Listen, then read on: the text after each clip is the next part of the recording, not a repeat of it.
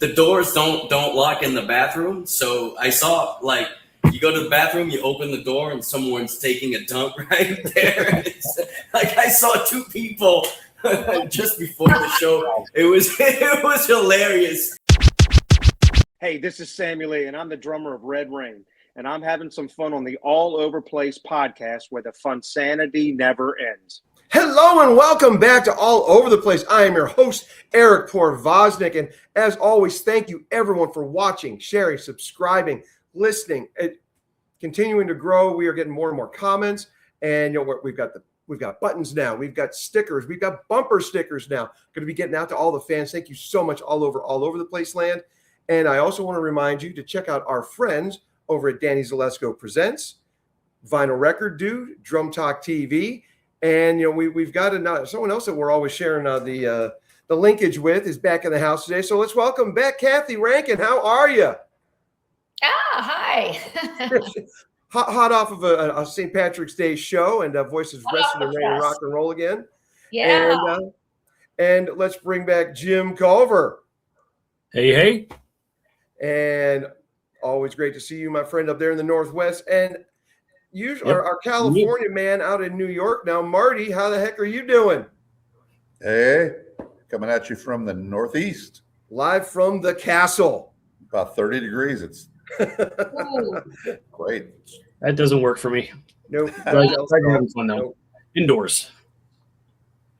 And we've got on the show today someone else up there. He's another Northeast, or actually be the Southeast, where he is just not too far from the Atlantic Ocean. We've got with us, joining us, coming off of a tour of the United States, promoting his album Viva Rock N Roll. Please welcome to the show, Jacob Deraps. Hey, how's it going? Goes well. And, I love that you are a rocker through and through, and, no machines, no auto-tune, just awesome. Just good old rock and roll. Thanks, man. And of course, I mentioned, you are, like Marty, close to the Atlantic Ocean these days. And yet another artist from Quebec joining us. Yeah. And we've had Steve Hill, we've had Rick Hughes, we've had Atomic Train, we've had Chien Dog. What the heck is in the water right now up in Quebec that is just keeping you guys so rock and roll? I have no idea. I mean, I grew up listening to that stuff, so I don't know. It's part of me as far back as I can remember. Was it your parents that were listening to it? Or how did you get... my parents, they always listen to that stuff, Van Halen, Ozzy. My mom loves Toto and Supertramp and all kinds of music from the 70s and 80s. They raised you up right. Oh, yeah. For sure. Oh, yeah, they did. Right on. So were they supportive of you going into music as an actual profession? Like, did they buy you instruments when your lead vocals, but you also play guitar. Did they buy you instruments and support it all the way? Or how did they feel about you getting into rock? Yeah, they even tried to get me into it when I was really young. Like, I was 4 years old. They got me a drum kit, and I could play. I remember playing some Stone Temple Pilots stuff. I just wasn't really into it back then, wasn't really old enough to care about that stuff. So I never followed through with it. But it wasn't until I was 11 years old that I started playing the guitar. And what really got me into it was Guitar Hero. I was playing video games at the time, and that's really what got me into it. I discovered a lot of songs on there, and but my dad had guitar at home. He had a bunch of guitars. He plays guitar. My mom plays saxophone and piano as well. So yeah, they were very supportive from day one. Nice. And then how did you make the switch to vocals? Oh, I was looking for a singer. I couldn't find any. I just started singing because of that. I mean, even today, it's like I'm forced to do it. It's funny. I've interviewed so many artists who Lita Ford was somebody I interviewed, and I said, you were so known for the guitar. When did you switch to vocals? And it was the same thing. several people I've interviewed have said they just couldn't find a singer, so they had to jump into the front spot, and it was like foreign to them, you know, and they didn't feel that it was comfortable. So that's cool, but you have a great voice. Oh, thanks. I appreciate it. You know, I don't really consider myself a singer or a frontman. I'm a guitar player, you know, most of all, a guitar player. It's just, yeah, it really is because I had to do it. One less person to pay from the kitty at the end of the night. So yes, and yeah, exactly. Not only, I mean, again, the harmonies on the albums are phenomenal. I mean, and you know, Yes. obviously the Van Halen influences, you know, the heart on the sleeve thing, but seeing you play "Hot for Teacher," which is not easy, and sing at the same time, kudos, my man. That is just badass. Yep. Thank you very much. Very Thanks. Neither of those things easy separately than to put them all together. Yeah, awesome stuff. Yeah, like Yeah, it's a tough one to do. You know, you have to kind of dissociate your playing from the singing. You have to do a lot of practice, and it has to become something natural. You know. Well, Yeah. you're in a small group of people who could pull that off. Wolfie's probably another one, and there's Oh, yeah, he's probably great. many others. You pulled it off pretty well. Thanks. You kicked ass. And you're also in a very small group, as far as I can tell from being on their website, someone whose original music gets featured on Van Halen's store and website. Talk to us about how you became known to their camp. I remember, I think I was 17 at the time, and got a phone call Holy right at home. They just called us. I think my dad had ordered something from the website, from the Van Halen news desk or the Van Halen store a long time ago. And they found the order, they found the phone number, they called right at home, and they wanted to do an article and a feature, and that's how the connection started. I might have been 16 or 17, I can't remember, and that was the first article. We did a whole interview, and they featured a bunch of videos from my YouTube channel. And then after that, they started posting basically regular articles about my videos, and that's how the connection started. That is crazy. Like, how did you process that at that young age? That was a big break for me. That was really awesome. I couldn't believe it, and it got me a lot of visibility. You know, because there's a lot of people who follow the Van Halen news. That's basically the official news site for the Van Halen stuff. So Sure. it was amazing. Especially at 17, I would have lost my mind. Yeah. Oh Me yeah. Yeah, there's a lot of things that I did when I was younger, and you know, it keeps happening. Big things that happen, and you know how the music industry is. It's like big highs and big lows and big highs and so a lot of things that happened that really made me lose my mind, you know, many times. That's awesome. So how do you like touring compared to recording? So that was the first, you know, big tour that I ever did, with a lot of shows back to back and a lot of driving. And I have to say, I didn't get enough of it, and I want to do more. And it might be my favorite thing to do. I think it's my favorite thing to do. That's the best answer. I think it's my favorite thing to do. I mean, I love recording as well, but I've done it so much. I've done so many videos and so much time spent in a room by myself, you know, doing everything by myself. I mean, I just love getting out there and doing something else, you know? Yeah. Connecting with the fans. Connecting with the fans, connecting with, you know, meeting new people, seeing new environments every day. I just love it. I think there's nothing that gives you a better thrill and a better, I don't know.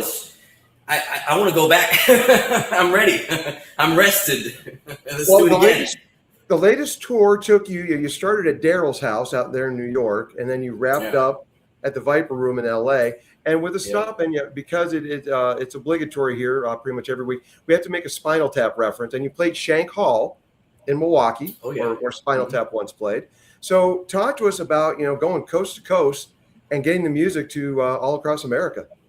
Every venue that we played was very much, different. Every city, the people, the environment. There's so many things to see in the U.S. and there's so many amazing, music venues and history about music, and it's just I don't know. There's something special at every venue. Sometimes there's more fans. Sometimes there's not a lot of people. We did some venues on like Sundays and Mondays, and then we'd play on a Friday and a Saturday, so it'd be very different. But we did basically all of the north from east to west, all the way to Seattle, and then down the West Coast. And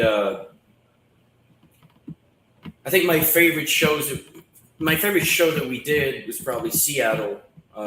Just a lot of great, young fans that actually really knew a lot of our songs, which was a lot of fun. And it was also on the weekend, and it was great to see. We were in Seattle. We went for dinner before the show, and we crossed some fans on the walk, to the restaurant, which was really fun to see. And they loved the show. They had a lot of fun, and I don't know. It's just it was. I have so much things to say. I don't know where to start from. Honestly, it was fantastic. It was amazing. It was just everywhere was amazing. Seeing. We went to Cape Cod, which is all the way east, and it was in a snowstorm, and people are not really used to it down there. Even though it's up north, but not like in Canada. It was really snowing heavily. And people had a hard time on the road, and I was just there, driving with the winter tires on. What's going on? Like, just go, And then a month later, I'm in LA, and it's sunny, and it's amazing weather, and it's just, I don't know, it's so many things to see, and it was fantastic. I'm glad you mentioned Seattle. That's where I live, and I know you guys played at the Fun House, which I've never been there. Can you talk a little bit about that venue and what that was like? Yeah, so I didn't really know what to expect. I usually don't really look for the venues before playing them. I don't really look online. I wait until I'm here, and then I experience it in real time, And so it's a very like thrash grunge looking venue with there's like barriers in the middle. There's like a non-alcohol side and alcohol allowed side is like separate in two, but it's in the same building. It's kind of weird, but it's that's how it is. And then there's the green room with the door that doesn't really lock, and the bathroom is kind of funny. The doors don't lock in the bathroom. So I saw, like, you go to the bathroom, you open the door, and someone's taking a dump right there. It's, like, I saw two people just before the show. It was hilarious. And then I go to the stall next to it, and they start talking to me because they know I'm about to go on stage. And I just saw them taking a dump. And it's just I smell song inspiration. I smell it. Right? So that was my experience there. And then we went on stage, started playing, and people it was wild. It was fun. It was just a lot of fun. People dancing and singing all the songs, the original stuff and the covers. And it was my favorite show because of the energy that people brought. It was just really fantastic. Detroit was another one. Detroit was really fun. I can't remember the name of the venue in Detroit. The Token Lounge. Yeah, the Token Lounge. Really awesome. Just a lot of people. Again, great energy. It's fantastic. Cool. Was this the first time you had traveled to a lot of these places in the States? Had you been here a lot before, or? I've been in a few places, but only, visiting, not playing, only visiting and basically on holidays. But that was the first time really traveling a lot in many different places in a very short amount of time. Yeah. So I got to see so much, and there's so much more to see. And most people that we talk to in America don't even know about their country. You know what I mean? Like they don't really visit. They just live their day-to-day life. So I mean, there's a lot of stuff to see. I love this country. It's a great country. I love it. I think we all do. Yeah. Oh yeah, that's great. That's great. So, talk to me about Japan. That's I've never been. You did really well though. Oh yeah. We did good. Our 2 albums there that we released did really good, and the media loved it as well. Like we did interviews with Burn magazine. They loved it. They even had a vote for like the best new band in, I think it was 2022 or 2023 with the first album.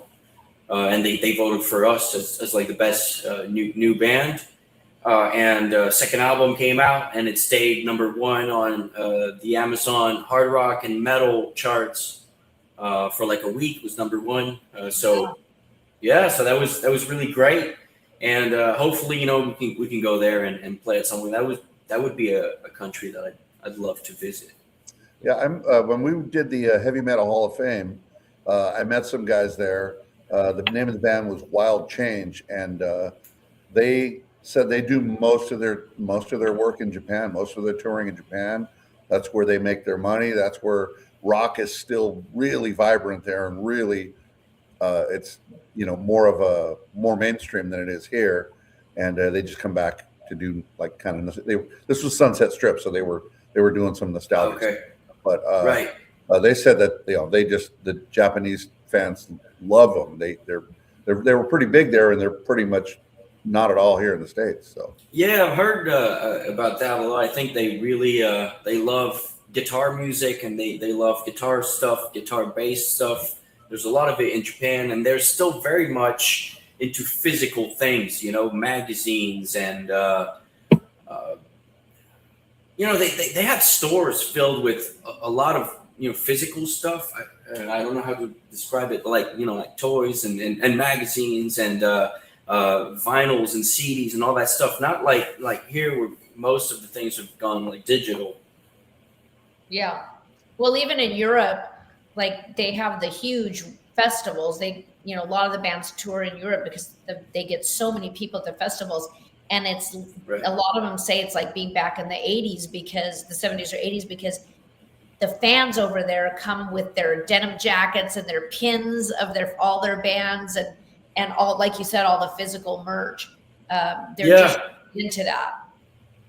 Yeah, I've been in Europe a little bit. I've done a couple shows there, not a lot. Like we did like 5-6 shows, and it was fun. But honestly, my best experience ever was definitely touring the U.S. for me for now. Yeah. Fuck yeah. Well, it's great. I loved it. Crack it. Yeah, it's great if you could crack it here. Oh yeah, hopefully we'll do it again. That's for sure. And hopefully get bigger and bigger. And just I love doing that. We don't need to get like, I don't know how to explain it, but I just enjoy playing live and living off of music. That's good for me. So did you start the band? Like, are you the founder of the band, or how did the band come together? Yeah, that was always.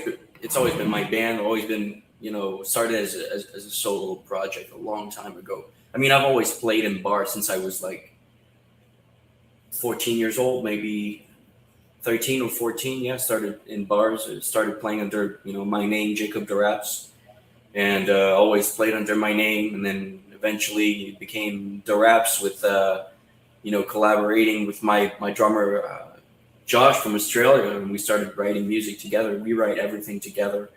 But yeah, it's always been my project. So do you guys do you all live in different places, and do you think you'll ever move to LA or maybe one of one of So the Josh lived in Australia. He wasn't on that tour, so I had a band from here actually. So bass player and a drummer who lived pretty close to where I live in the same province, a couple hours away. And yeah, I love the band. They're great, and it's easier to work like that because with the guy in Australia, it can be complicated. So for that tour, he couldn't make it. So I had to find other people, and we got along very well, and we had a lot of fun. And they're getting better and better, and I'm getting better too, and we're just really tight together. So yeah, I think as far as like moving anywhere, I don't know. I can't really say at the moment. I think my favorite place in the tour was LA. That's because of the amazing weather, the connections that I made there. I got to see a lot of great people, and I got to meet a lot of new people, like great people, and it was a lot of fun. It was just really awesome. And how does that? You mentioned the sunshine, and all that in LA, and just of course that inspired Van Halen with their song, and they're the perfect summertime band. And you being a Canadian artist, but having such that awesome Van Halen influence, how does where you live and then combining with the influence, how does that inform your writing? Coming across, because you've got such warm and inviting and summertime songs. So as a Canadian, how do you match that dichotomy? I don't really know if it has anything to do with it. I guess sometimes it can. Like a song like Last Fall is a good example. I remember writing the music for Last Fall with I had an acoustic guitar. I was just standing outside on the porch, and it was fall time. It was but like good fall time, like colorful and warm, and that leaves and the wind and all that stuff. So it just made sense. I wrote the music and called it Fall Song. It didn't have any lyrics at all, no lyrics at all. Sent it to my drummer Josh. He wrote all of the lyrics. Was inspired by the music and by the subject, which was fall. So it just kind of fell in place, really naturally. So I don't know how it really affects my songwriting, because my songwriting is mostly just me and my guitar, and I start writing songs, writing riffs and music, melodies, and it's inspired by the music that I love. So it could be Van Halen, can be even sometimes I write more in the style of Eagles or like Toto, or it just, there's so many different influences. I don't really know if the weather thing has an impact. Probably it does. I mean, I guess your environment has an impact at some point, but I can't really say. And do you typically come up with the melodies and the riffs and the music first and then add your lyrics, or do you ever sometimes do you ever get inspired to write a song lyrically first and then put music to it? It's mostly the music before, or sometimes if it's lyrics, I will add the lyrics to something that I created, Gotcha. like a piece of music that I have, and I put the lyrics on it. So I've done that a few times, but mostly the music, because every time I pick up a guitar, I come up with something new. Literally every time I pick up a guitar, I start playing something. There's something new that comes out. Damn. That's awesome. Yeah. Cool. It's in your DNA. Yeah, I just love jamming, Well, I'm also digging all the little instrumentals that you've got scattered throughout the albums. And just so when you write those, I mean, do you have like a full song in mind afterwards, or do you just piece those together as you're sequencing the album when you're done? I mean, it depends. A song like Equinox is a good example. I mean, this one was really part of Last Fall. The same part, so the intro happens later in the song as well. So it was like a package. It came together as an intro for that song. A song like Elizabeth from the first album, is, you know, completely different. It's just something that I came up with. I think that was after the album was done and we needed one more song. And I had this little idea for an acoustic song, but it wasn't really finished. I went through with it, just finished it. And so, yeah, it depends. And I'm glad you brought up Elizabeth. I love the guitar sound on that one. Just super cool. Oh, yeah. Cool. Thanks. Jacob, you've shared the stage with a lot of really amazing artists. Has there been one that stood out to you that, you know, that maybe you learned the most from, or, you know, who was the most fun? Who was the most that you interacted with? That's a good question. You know, Dweezil Zappa is a really good one. I mean, he's a great guy, and I got to spend a lot of time with him. He's a friend now for a long time. Actually, when I was in LA, I went to his place. You know, we hung out, and showed me a bunch of stuff, some cool gear. You know, he has a great studio up there. So I really enjoy hanging out with him every time. But you know, most of the artists that you open for, I mean, you don't really, from my experience, you don't really hang out with that much. I mean, unless it's like a full tour. I mean, I've done like one-time opening slots, mostly, not like actual like 2 months tour. I mean, we would hang out with the band if that was the case. So yeah, Dweezil is just, you know, he's a great guy. He's really down to earth, and he's a lot of fun. We talk about Van Halen. We like the same stuff, so it's, you know, it's a lot of fun. We connect. So that's really great. I mean, other than that, Foreigner was a good experience as well, but it was more like we didn't really talk with the band at all. We did our own thing, and that was it. You know? Yeah, but it was a big experience. It was really fun. A lot of pressure, a little crazy, you know, to pull off, but we did it, and that was great. Yeah, they've got so many hits. Oh yeah, we watched the show as well, you know, after, and it was a fantastic show. You know, fantastic show. Oh yeah, you basically know all the songs. So. Yeah, and that's a cool perk. Of course, we're all Van Halen fans on this show. I broke out my favorite one. I always got to never travel far without a little fair warning in my life. And you mentioned Dweezil, and you guys getting to talk about Eddie and all that stuff. But you know, and I go back to the day it happened. Like we're closing in on now 6 years since we lost Eddie, and Marty was the first person I talked to, vice versa.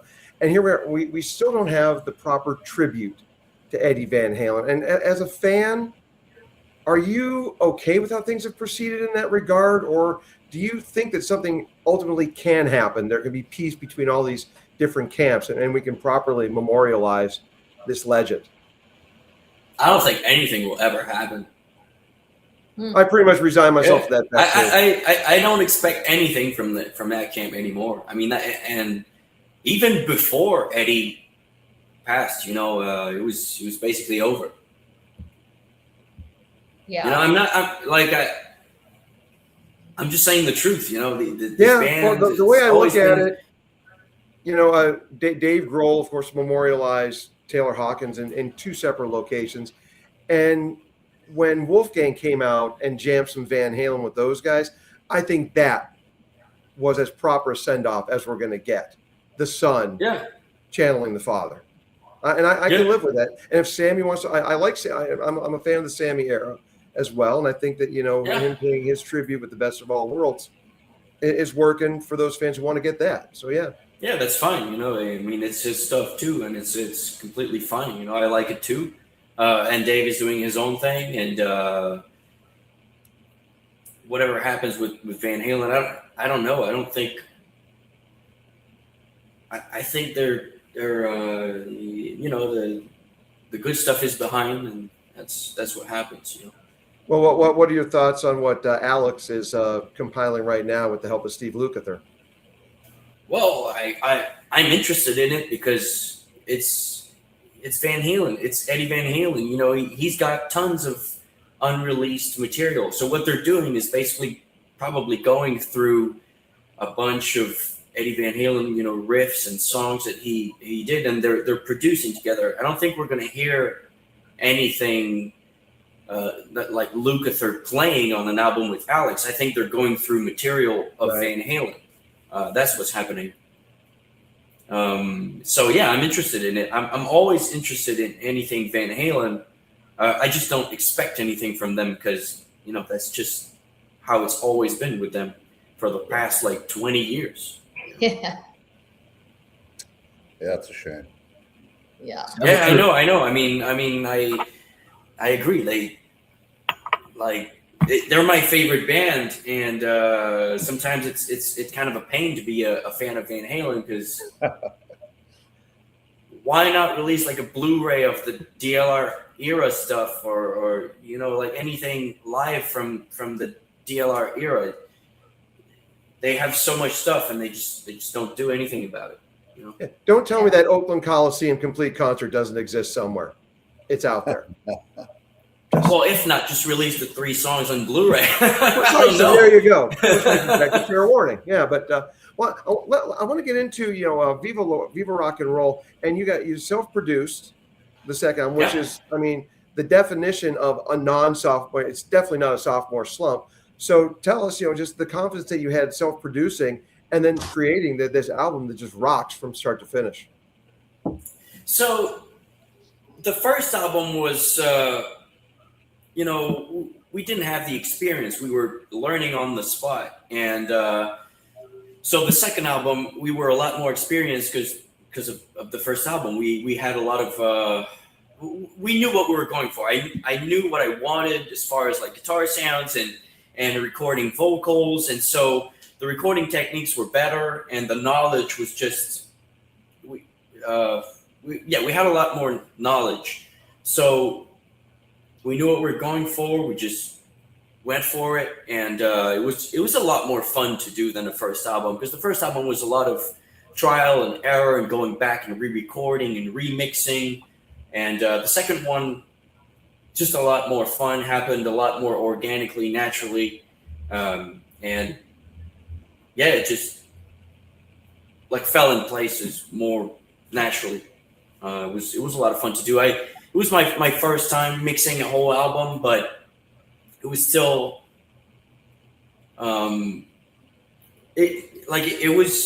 there was some trial and error. It took some time, but still a lot more easier and a lot more fun than the first album. Do you do all the mixing and engineering and everything out of your home studio? I did all of it for the second album. Yeah. On the first album, it was my drummer, Josh. And on that one, I did everything myself, all the mixing. Yeah. Do you want to do it again? Yep, I love it. And I think I can get a better sound. I want to ask you, being that you're a younger artist, because I've talked to a lot of, artists who are kind of towards the end of their careers. How do you feel about AI? Like, you're in an age group that has grown up more with social media and everything than some of the legacy artists. How do you feel about AI now being used in the production studio, or even people using it as a songwriting partner? I don't really care for it, to be honest. Do you know anyone who's listening to AI music? Because I don't. I don't want to know them. I don't, but again, I'm in the rock scene, but outside of that scene, unfortunately, I say unfortunately because there are a lot of songs on the charts that are actually AI, and I'm starting to see more and more of it in my Facebook feeds and Instagram feeds, and I don't personally like it either. Right. It doesn't really scare me because AI is not going to do the same kind of stuff that I do. If anything, it's going to do more of what was already generic pop music, or it can do some more vintage sounds and stuff like that. People have tried it before, but it doesn't really worry me. I don't know. I don't really believe in it for some reason. I don't know. It's just, I don't think it's going to do anything really organic, and people who likes, rock music and organic music aren't going to go for AI stuff. They're going to go for real bands. They want to see bands, live. I don't think it's really a problem. Of course, I'd rather it not exist, I guess. But that's my belief for a lot of things, not just AI. But I think we're way past, how do you say that? Like I think technology has been overused for a very long time. With social media and streaming services and stuff like that. I mean, we're past the golden era of the music industry for a long time now. So, just another thing to overcome. Yeah. And Well, I we need young people that feel that way. I mean, I'm glad to hear that, because that's going to carry it forward for the next generation. Yeah, I think so. Yeah. And there's still some great organic bands that are making it, and people wanting to see them and wanting to hear great music. And that's what matters to me. Well, on that note, who would be your dream tour to get on with right now? I'd say Guns N' Roses. Oh, yeah, it's a good one. Oh yeah, I mean, one of my favorite bands of all time. Still touring, still making some of the biggest shows ever. AC/DC's another one. These big bands. Some of the biggest bands of all time. Right before you got here, Jacob, on my Ultimate Classic Rock, they've been doing some location, like the Big Four bands, and today's Big Four is the Big Four Canadian rock bands, and I'll give you the ones that they obviously Rush. Mm-hmm. They had Kathy there. Keep going, a little more, Kathy. There you go. Use Rush, man. Rush, Awesome. Bachman Turner Overdrive. Guess Who? Oh. Okay, yeah, right. And Bryan Adams. Those were their Big Four. Who would You're you wrong. add as your next four? Triumph. Yes, that's what I said. Thank you. That's That right. list is incomplete. Of course, yeah, for sure. Bryan Adams a good one. He's so good. Yeah, So he is. good. But he's I'm not surprised there. they didn't name Justin Bieber. Well, Holy shit, I'm going to yeah. go deep cut. But they were mentioned as my favorite kid when we did a Boxing Day show a couple of years ago. And my second favorite lyricist of all time is Mo Berg from the band The Pursuit of Happiness. And I know that they really were know them. 80s, No. early 90s, and they kind of Okay. fizzled, Okay. but and that never Right. broke it big. But I'm an Adult Now was their big song. So I It's saw them okay, open. Jacob. Only Eric knows. Hey, Marty, I was going to play nice, but I saw them open for the Replacements. So there you go. It goes back with that one. Ding, there it is. Every You had it show. so- Another band that I don't know. That's Marty's fault. Think It's another Marty's one. fault. But let's see, Tragically Hip. I also would want to throw them into the mix. Okay. That would be my top four for sure.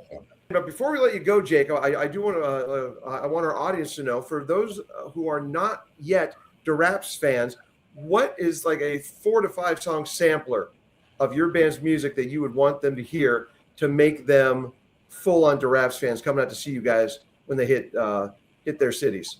You mean like 4 or 5 songs? 4 or 5 of your songs that's going to say, you know what, this is going to make you a Deraps fan.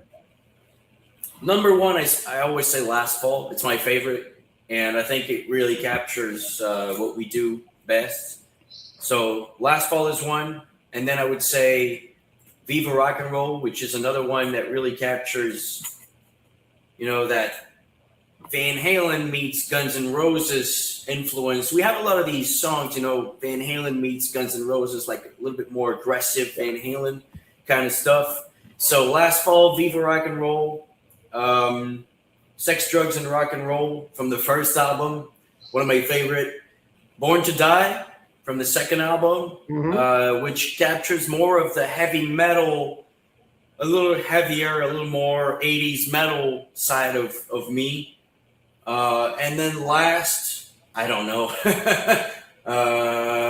Well, allow me to nudge you along then, because I'm a boogie rock guy, and I'm so glad that Chip has got you on our radar right now.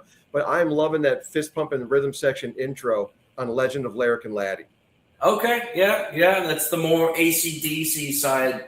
Dog Stomp. I love the fills on Animal Eyes. I'm loving the fills on Animal Eyes a lot too. That's some Animal Eyes is pure Van Halen, LA 80s kind of stuff. Yeah, Love it. All right, well, we've made our intro to Deraps EP now. I love it. Very cool. Awesome. Yep. And folks, I want to remind you that you are listening to or watching All Over the Place, where the fun sanity never ends. Or as as Benny likes to say, embrace the fun sanity. And make sure you are following Deraps on Facebook, Instagram, X, TikTok, and that's at Deraps Official, and that's DERAPS. Also their YouTube channel, and that's at Jacob Deraps. Such great music. Make sure you check them out. They're on all the audio platforms. Check out Viva Rock N Roll, the album that was out last year. Chart topping in Japan, the biggest hard rock / heavy metal album. And Jacob Deraps, thank you so much for joining us on All Over the Place. Thank you so much for having me. It was a lot of fun. We'll do it again. And when you hit the road the next time, please make sure on your way between Texas and California, swing by Phoenix so Kathy and I can see Yes, it. Right. we would love to come out to a show. I would love to go by So Phoenix. you either get Fun. Phoenix or Tucson. They're real close to each other. We'll make it out to one or both. We'll try to do both. Next time you come back to Seattle, we'll try to get a lock on that bathroom door for you. All right. Awesome. Good luck with everything, Jacob. It was really nice chatting with you. Likewise. Thank you so much. It was my pleasure. Keep rocking, man. Keep rocking. Cool.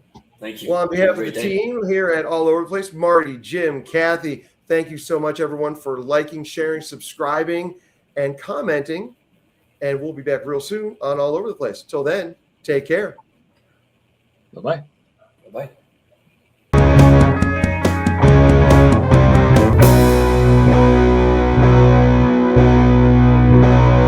All Over the Place, where the fun sanity never ends.